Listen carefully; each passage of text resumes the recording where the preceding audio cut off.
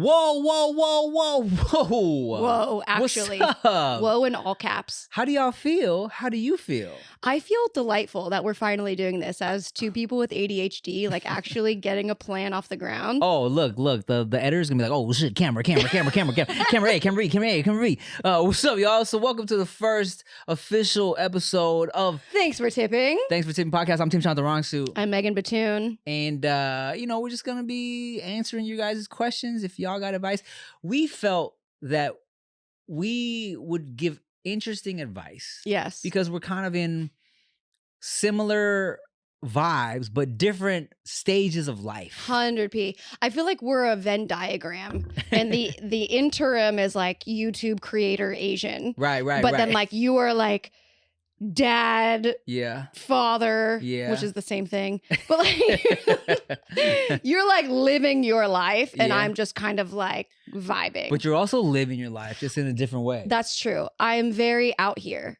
And that's this beautiful. Is my era of like just like, fuck around and find out. Would you say this is your first time being like a single? Yeah. Wow. Yeah, here's the thing about men. Word. Is I think that like as much as I love the idea of a man, the reality has been suboptimal. Well, here's the thing. I think you got to eventually find a man that people think are gay sometimes. 100p. Like people think I'm gay every once in a while. Really? Yeah. I mean, really? When me and Eric, SuperEgo, shout out to SuperEgo, when we were working at California Pizza Kitchen together. I didn't know you guys were working there together. Oh yeah. I just out of high school. That's how you met? No. We went to high school together. Okay, so you were making videos in high school and then you would like have a shift at CBK and then shoot a video afterwards? Well, what's the vibe? Well, here, to give y'all some background, me and my boy SuperEgo, who's also been on YouTube almost as long as me. Okay. Right? I got on YouTube back in like 2006. SuperEgo. I wasn't born then. I'm just an unk out here in these streets. You know what I'm saying? A true OG. Okay, so 2006, you started a channel. I started making YouTube videos, just bullshit on my webcam. Eric, who was my friend from high school, don't do the math, all right? But Eric, who's one of my besties from high school, we used to do musical theater together. We met during Mr. Hamilton. I did not know I was sitting with a musical theaterist. You didn't know that? No. Here's what I love about this podcast with me and Batoon.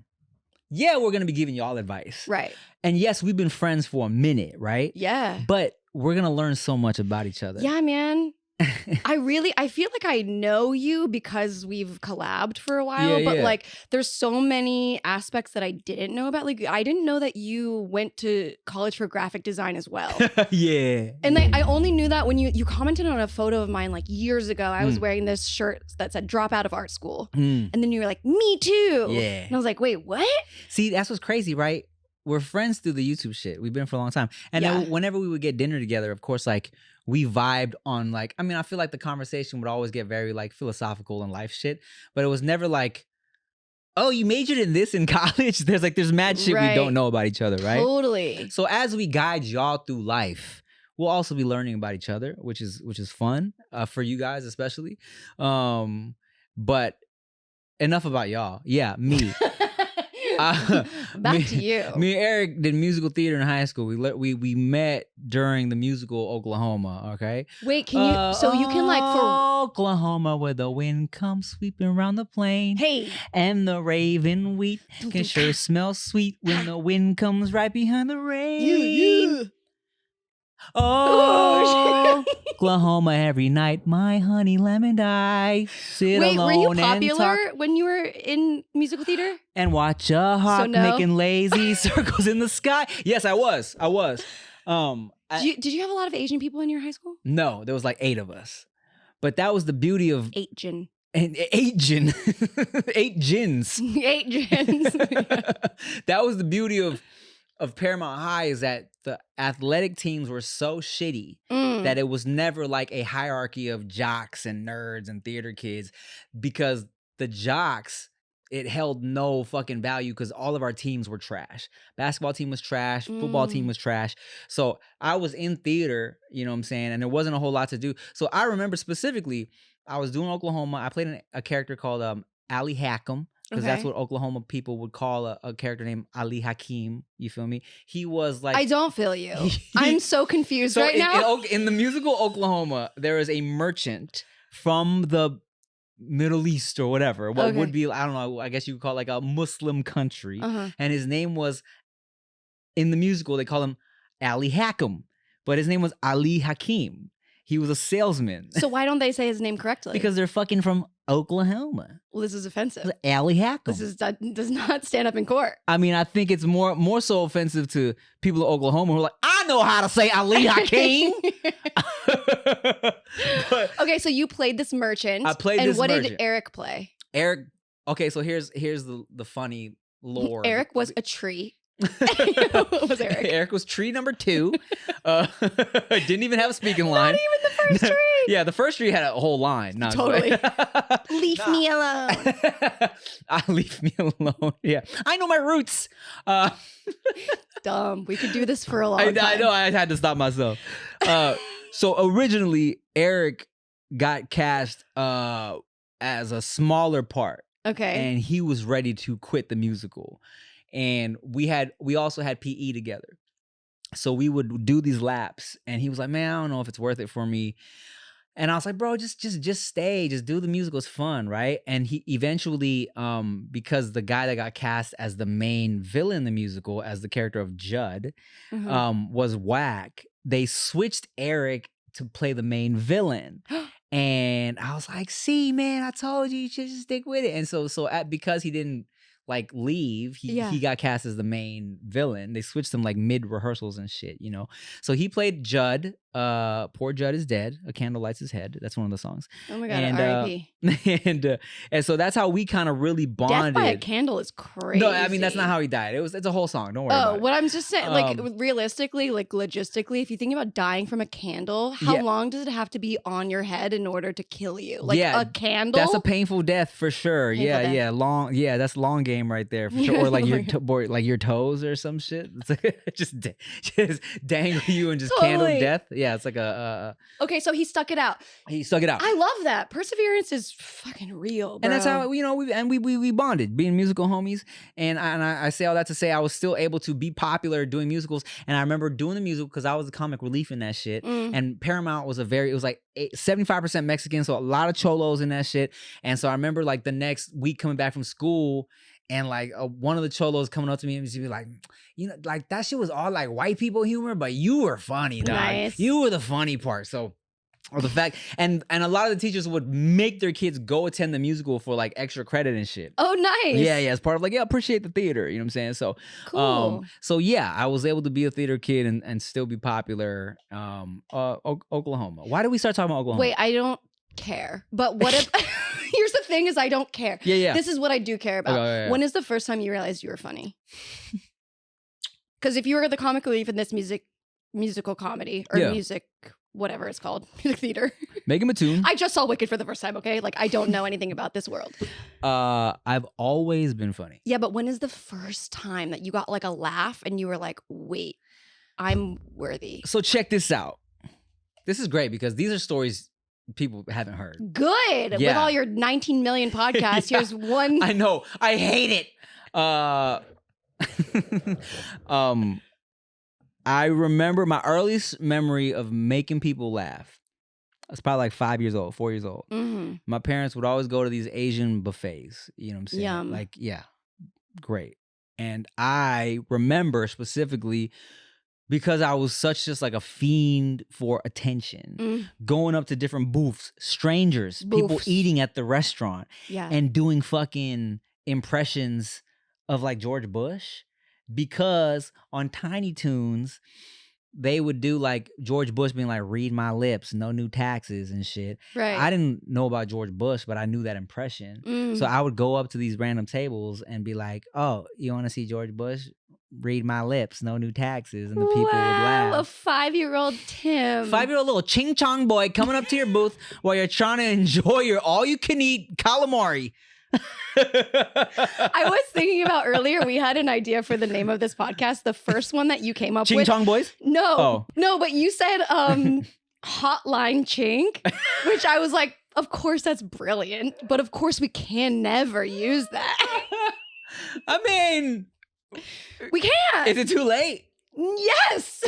I designed this. It took me hours. Yeah, Chanks for tipping. How about that? I love that. Why do we start talking about you don't care?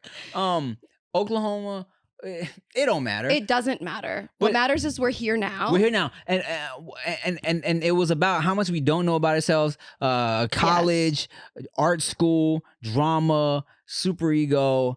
I think what it really comes down to is the fact that we know each other. Yeah. But we really don't. So like, and also like being a human in general is like we evolve and we change so much as we think we know ourselves when we're 24. Yeah. And then when we're 33, we're like, fuck, I'm nothing. Yeah. So I think it's like this podcast is so interesting to me and why I wanted to start podcasting again, because I stopped because I was burnt out. And you said something to me that was really interesting. You were like, I only do the stuff that I want to do.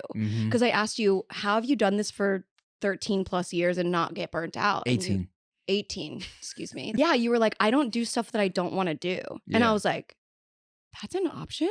I think, and you know, that's the thing. I feel like internet people, it's easy to get burnt out, especially when, you know, you realize that the statistics directly equate to the money. You feel me? Yeah. So you feel like I gotta stay consistent and I gotta keep uploading if I want to keep living life. And that's such a crazy thing to think about when you're in the YouTube cycle of like, oh, if I have to upload, like when we started, I mean, I was a little bit after you, but like when I started, I was uploading twice a week and then it was too much. And then I was doing once a week. And then after that, I was just like, I remember telling my manager at one time, I was like, it would be a dream if I uploaded twice a month. And that for me was like, oh no, I'm going to die. Yeah. And now I'm like 4 months without uploading. I'm like, I don't think it matters as long as, especially now with AI being so, you know, taking over the world. Yeah. It's like, if we can just be human whenever we're human, that should hopefully be enough. Man, you know what's crazy though? I'm kind of like, I'm opposite now. I'm like, you're a robot? I'm fully like, I need to feed the algorithm now. Because why is that? Here's why. Because I stopped caring about how pretty my YouTube needs to be. Oh, that's interesting. Because initially, right, I was making sketches that I was really proud of. Yeah. And I was like, or like more even my advice videos, I feel like I took time with those. I would put one out whenever I felt like it. It was never on a schedule, right? So back then I'm like, I'm a shoot a whole sketch. I got a whole team. I'm writing scripts. I got editors, all that shit, even way back, right? So, and I was very like, I looked at my YouTube channel as almost like a resume for Hollywood. But now that like, I feel like YouTube has also kind of been like, we need to keep up with Instagram and TikTok. They got shorts. They are like, yo, y'all need to be feeding the algorithm. I'm like, if y'all don't care, then I don't care. So I'm dumping whatever onto my shit. How is that going? It's going all right. Like, is it better than before with the quality, or the quantity is better? The quality is terrible now. I'm literally just podcasting and doing clips of the podcast, and it's like, and you know, I'm not one of these channels where like, look at like a Corridor Digital or some shit where they are doing like very, you know, effects heavy scripted shit, and they drop like once every 2 to 3 months. You know what I'm saying? Okay. But when they drop, it's like, oh my God, this shit's amazing, millions of views. But I'm like trying to feed the algorithm and just pump shit out. Cause like, one, the children got me exhausted. 100p. I don't have time. So that's why you got to get them on there. That family too. Mukbang. Oh, trust me, Daddy. I'm like that. You're waiting till they have teeth so that they can eat something, so you can film it. Bro, they're ready. They're ready.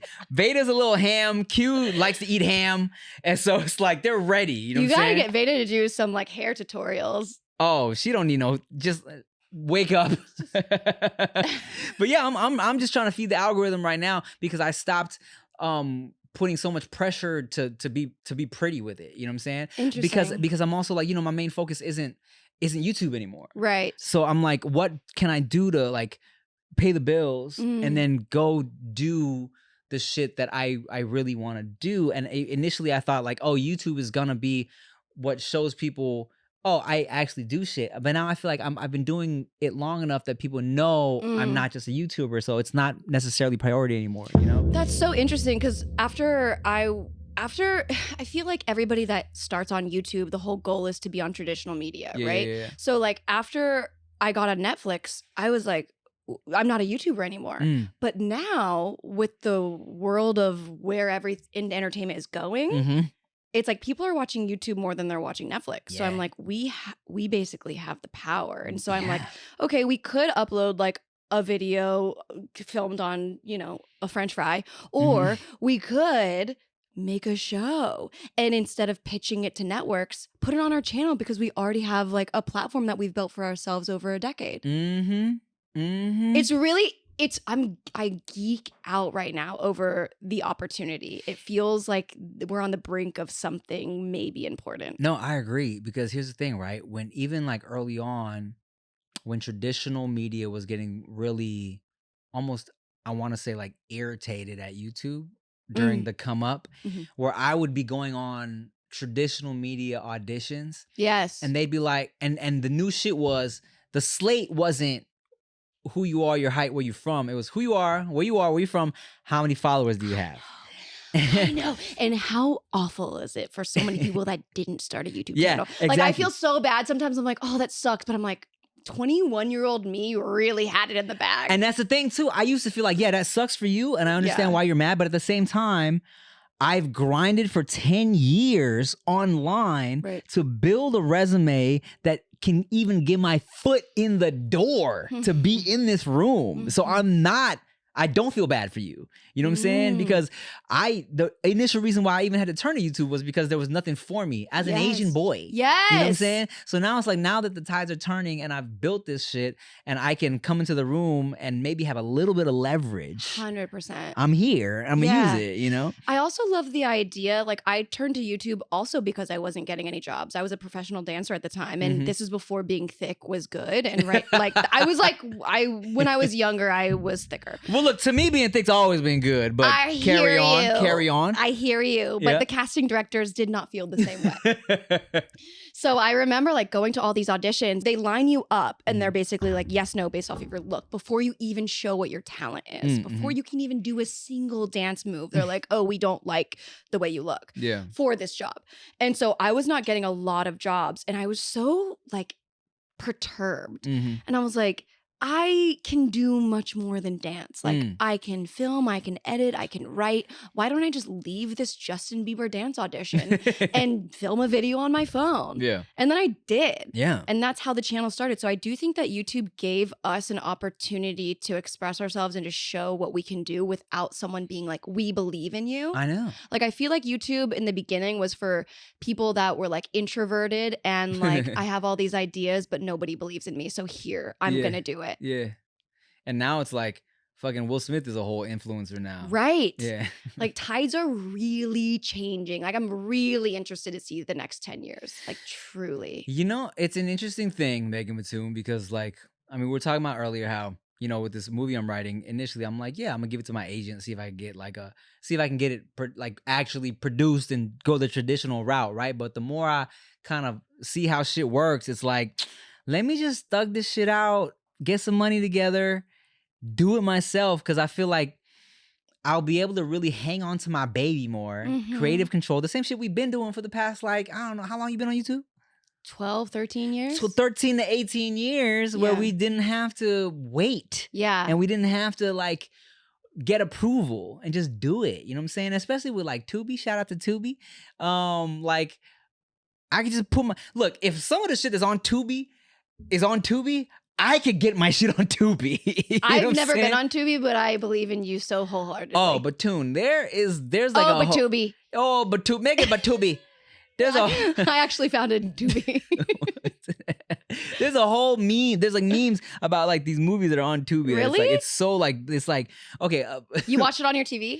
Tubi is a free streaming. There's movies. There's movies like OG movies that you love on Tubi, as well as very, very independent movies. Okay. Where there's my favorite clip, because there would be like compilations of like, what the fuck am I watching on Tubi?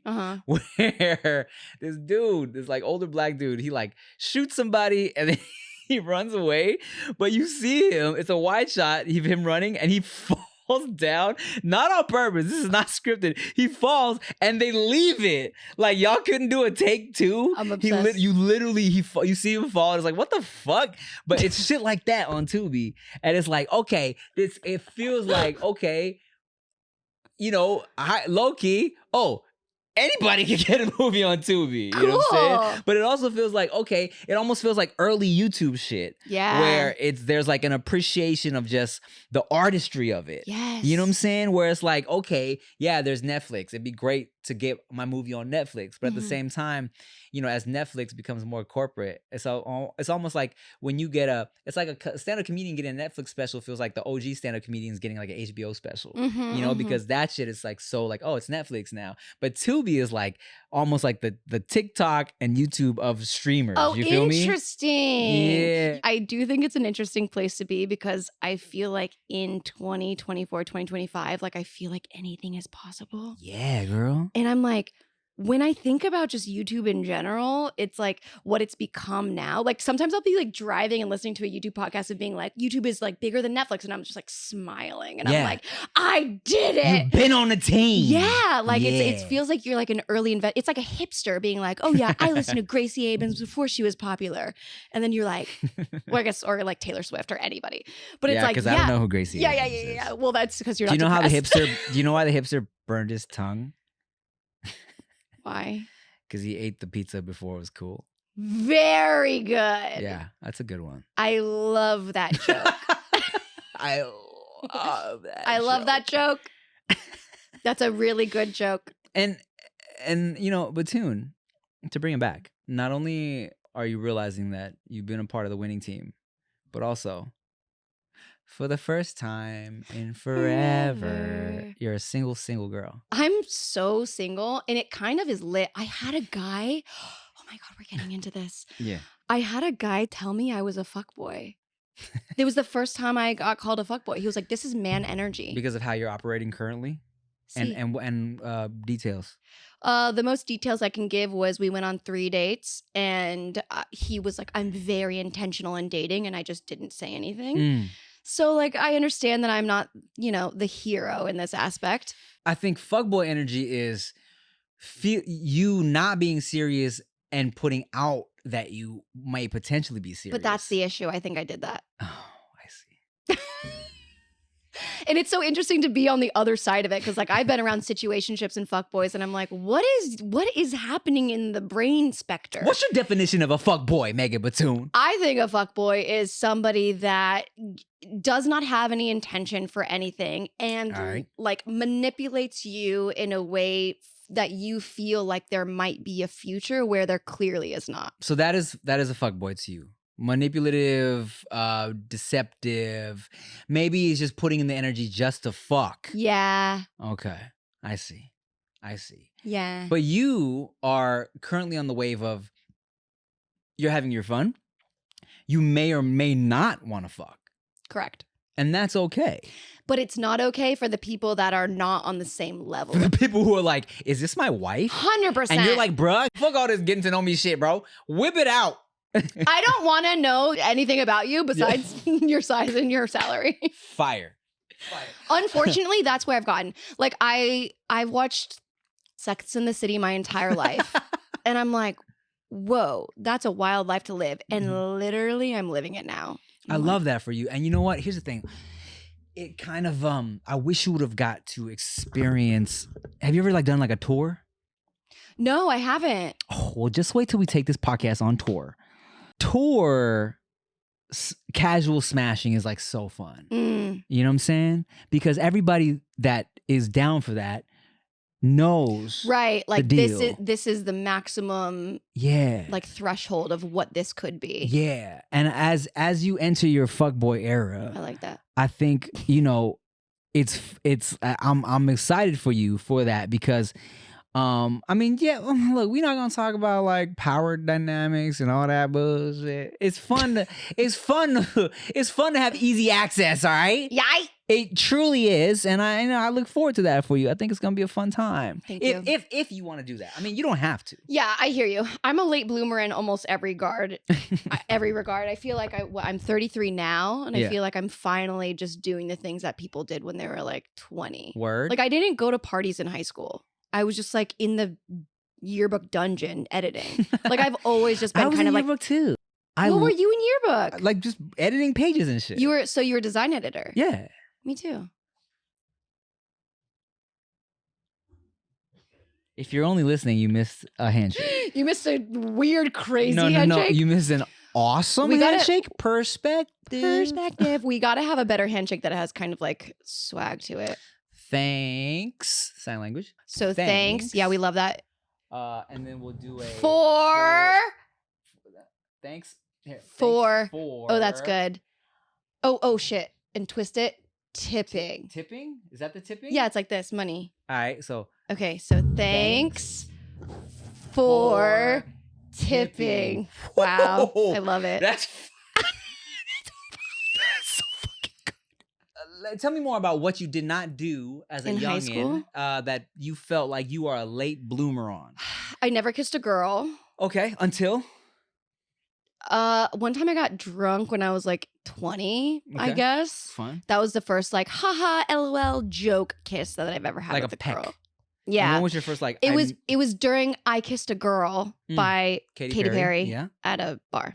Fun. I wasn't a partier. Yeah. Really until like now. Okay. Like I feel like now I'm. You're ready. I am less rigid. Like I used to be so rigid. And so like everything has to be perfect. Everything has to be clean because I was so scared of like not getting brand deals and longevity of career. Oh, your content. Yeah. Yes. Well, in life too. And then I was just like, after I burnt out, I was like, I don't care. Who cares? Literally no one. We're all going to die. Like what's worth doing right now while we're alive? I mean, I'll tell you this, Batoon. I feel like that's one of my things I was very happy I did early on in my career. Is not be worried about being family friendly, squeaky clean, because that was never my vibe. You know what I'm saying? And I remember specifically like Kev Jumba, who was also very like brand friendly back in the day. He put out a video that had like some joke that was kind of like, it was like, you know, like a dirty or like just like a reckless joke in one of his videos. And it wasn't even him. It was him like portraying a character. And his audience was like, what? How could you say this? Really? Yeah, they were very, or like Alex Wasabi. Yeah. Who was very like, you know, his vlogs were very brand friendly, family friendly. He had a very young fan base. I remember he was vlogging at like a Playlist Live or what's the West Coast version? VidCon. Yeah. And I was in his camera just like talking shit or whatever. And a lot of the comments were like, who's that guy saying those naughty words, Alex? Naughty. Yeah, like bad words. Bad words. And for me, you know, that was never my vibe. And I've been free, Megan Batoon. That's so good. Yeah, I feel like you're one of the most like stable internet people I've met. Well, it's like, it's kind of really hard. I was talking to David So the other day, actually, and I was just like, I can't wait for the documentary of YouTubers to come out because that's just going to be crazy. No lie. I was like, in my head, I was like, what if I did a documentary on, just interviewed all the homies I used to tour with? You know should. What I'm saying? Well, maybe not. Maybe I don't want to bring anything to the light. You know what I'm saying? The yellow light. Maybe I'll just leave it alone. The yellow light? Yeah, because we're Asian. Oh my God. You are the most racist to Asian people. I hope you know that. Because we're allowed to be racist to our own people, so it's like, might as well go crazy with it. Heard. I was gonna say, you know what? Oh, I've also got taken to a gay club. Love it. By a girl I was kind of seeing, dating, very casual. This girl from the Bay. She was in town. We were hanging out, and she was like, "You know what? I'm feeling like I want to explore like my just like curiosity." Love it. But we were like, we were kind of just canoodling. It wasn't serious though. She was like, "Can you take me to a gay club in LA?" And I was like, "Sure." So I asked her around. Ended up going to some random club. I forgot. It was like a big one though. And so took her to this club, and whenever like a guy would look at me or try to like, seem like he was flirting with me, she would kind of make her energy known, make out with me, whatever. But it was the funny shit was I remember being in this club and then seeing like a group of kids from my youth group, from my church, and then being like, Tim, what are you doing here? Wait, why were they there? Because they were all like secretly gay. Here's the thing. Why does it need to be secret? I mean, you know why. I know why, Yeah. but I feel like it's so backwards. Like, obviously now, yay, it's much more acceptable. But you guys, if we're literally human for maybe 100 years, why are we getting stuck on things that don't matter? If it's about connecting with people and feeling like the expansiveness of the human emotion, like, who cares? I mean, Megan Batoon. Who literally cares? Here's the thing. I grew up in a Christian school. Same. And I 100% feel like, you know, God doesn't care about any of that shit. You know what I'm saying? And you know, that's just me. I mean, and there are churches in like Long Beach that are like, hey, we welcome everybody from everywhere. Yeah. Including gay people, including whatever, right?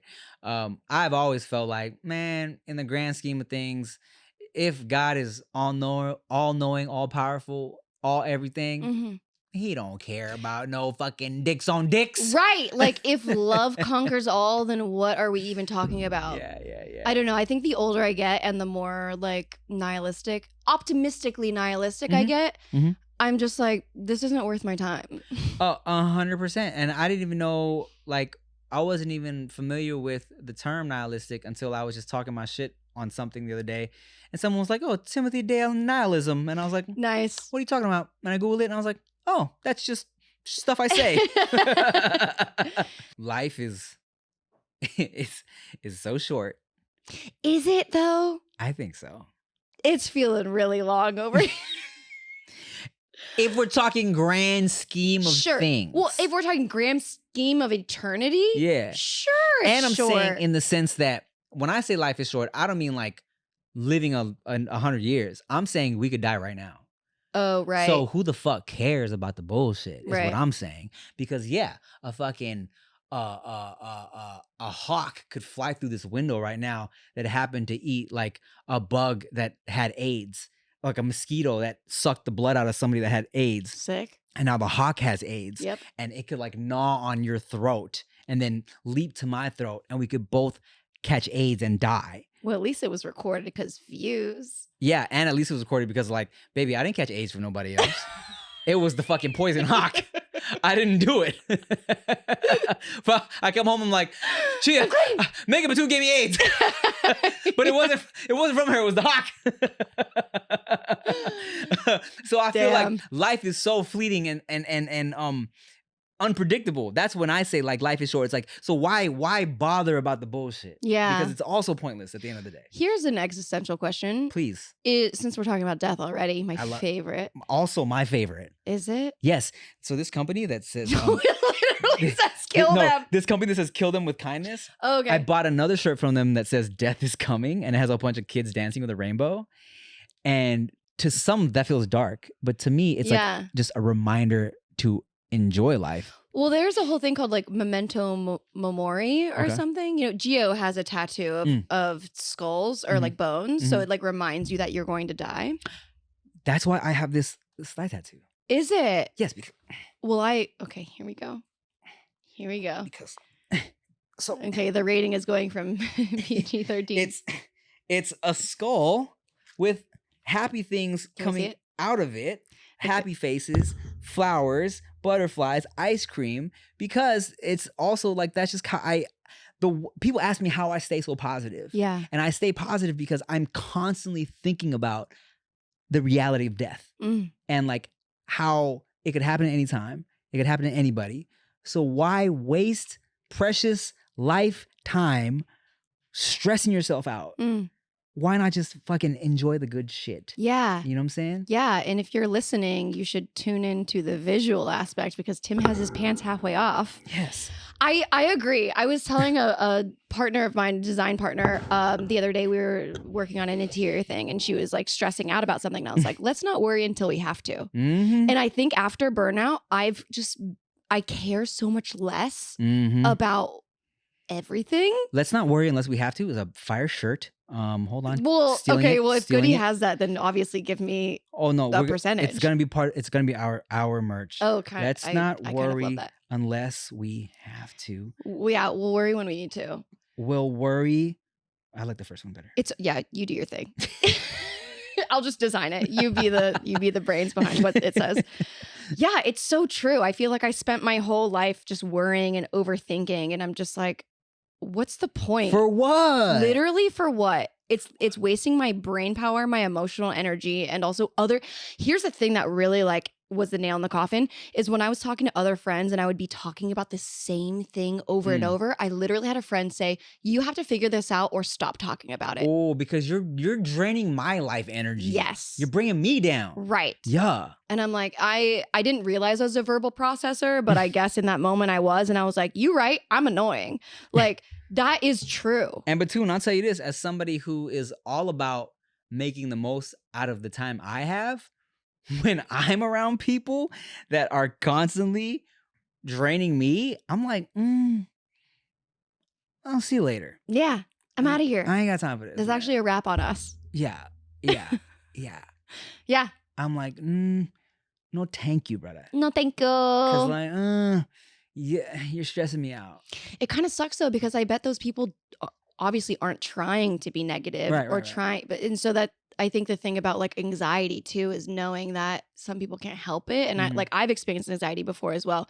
But I think once I reached burnout, I had to surrender. I had to give up in some sort of like controlling way and be like, whatever is meant for me is meant for me, and like this is my life experience. Do I want to be sad and like awful the whole time? And the answer is no. Yes, that is the key. Yeah, it's like, this is my experience. I have two options here. Right. With what I've been given. Do I want to be sad about it or not? Right. And I would rather not. There's so much time I've saved by not being upset at something that happens. Yesterday, a tripod broke on me. One of my favorite tripods. I'm like starting to do more exciting angles. Yeah. So I was like a phone tripod on a C-stand, and I'm getting like really cool angles. It like fell. My phone kind of broke, and so did the like tripod contraption. And I was just like, okay, moving on. I guess I won't get an overhead shot. What else can you do, Batoon? What else? You can be fucking sad about your tripod, or you can find another way to do the shot, or be like, fuck the shot. It wasn't meant to be. Right. And also, no one cares. Nobody gives a shit. I'm thinking about like when we're talking about like life ending and just it could happen anytime, and like the stuff that we're doing, I'm like, if nothing really matters, what do we want to put out to outlast us? You know, because your legacy. Your legacy. So in that term too, I'm like thinking about, okay, maybe we don't need to do weekly videos. Maybe we can like spend more time. Like I have on my refrigerator, there's a note I wrote to myself that says, things of quality have no fear of time. And I really love that, because as like growing up into the YouTube sphere, it's like daily vlog, Vlogmas, always be on. And it's like, well, hang on. If this is going to outlast us, and I'm still watching The Wizard of Oz, I'm still watching Willy Wonka, like, why can't we spend our time and energy and artistic talents on something that is going to outlast us, that will impact humanity after we're gone? Batoon, to bring it full circle, musicals. There is a quote from Hamilton the musical that I constantly, like I have written down, where he's like, legacy. What is legacy? Planting seeds in a garden you will never get to see. And I'm like, so true. Facts. So true.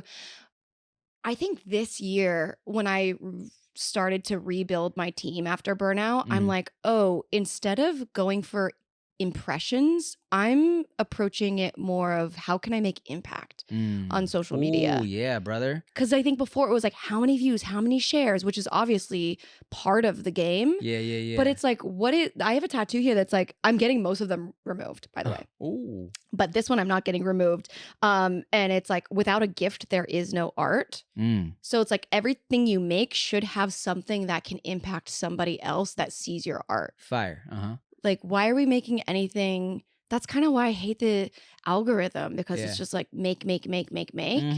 and it turns us into little like entertainment robots. That's the beauty of not caring. Right. But it's like, what if we become the artists that we always were and we use the medium of what like modern technology is and then spread our message through the resources we have?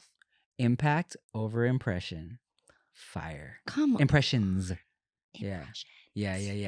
And it's like a fraction with the M. Uh-huh. Yeah. Okay, graphic designer. That's a new tattoo. Wait, I want to see your yearbook. I don't have mine. I threw everything away. You don't have your senior yearbook? Every time I change career paths, which is every 3 years, I basically disown everything I did in the past, which is awful. And I'm learning how to integrate everything. Yeah. But it is like, I'm not that anymore. I'm this. Yeah. It's like, I don't know. Just different chapters in your book of life, man. Totally. And here's the thing. I think that everyone can do anything. I really, really do. Yeah, I agree. I think that as humans, we are here to experience and express ourselves in whatever way that we have. If you're a writer, you write. If you're a filmer, you film. If you're a musician, you make music. Yeah. I think that you can do all of it, especially as a creative person. There is no niche. And I think that's what helped me burn out too, or like pushed me to the edge of burnout, is all of my like management and team being like niche down into one thing. I remember being on Internet Icon and one of the contestants being like, if you do one thing, you will blow up. And so I started only doing cooking videos. And then I started hating cooking and making videos. So like the more I partition myself off to market myself into a one specific thing that I like to do that can make money, I hate my life. Yeah. So what I'm learning now is like coming back into the entertainment industry is like, how can I do this where I'm encapsulating everything of me and almost like Donald Glover, like other people that do a bunch of different things, how can, like, they do it too. They're just not all doing it at the same time. Look, I would go back.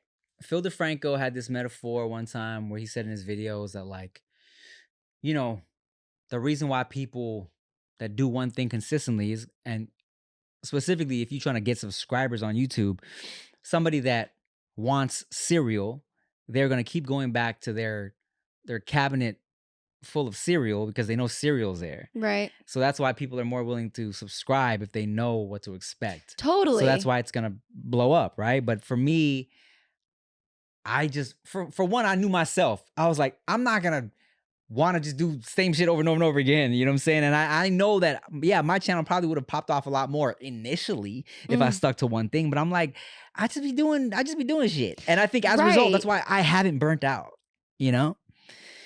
Yeah. I think that's so cool. Imagine if you only did sketches or only did music through a year, you would probably be done. I'd be like depressed and would have given up. 100%. You know and that's the crazy thing is that like that's what people are telling people to do because that's what grows them quickest.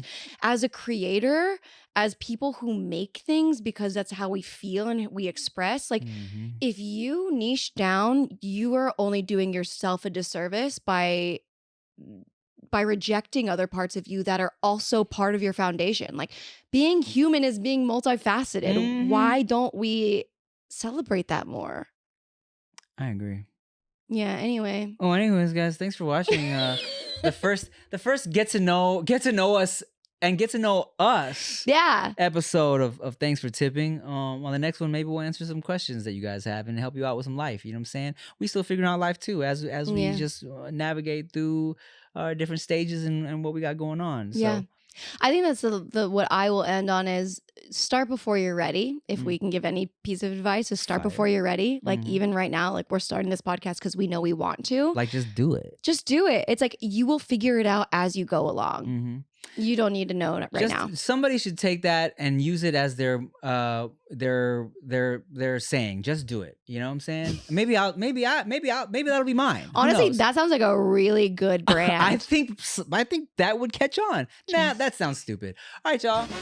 Hey Megan, thanks for tipping. Hey Tim, thanks for tipping. All right, y'all. Thanks for watching. See you later. Bye. Hello?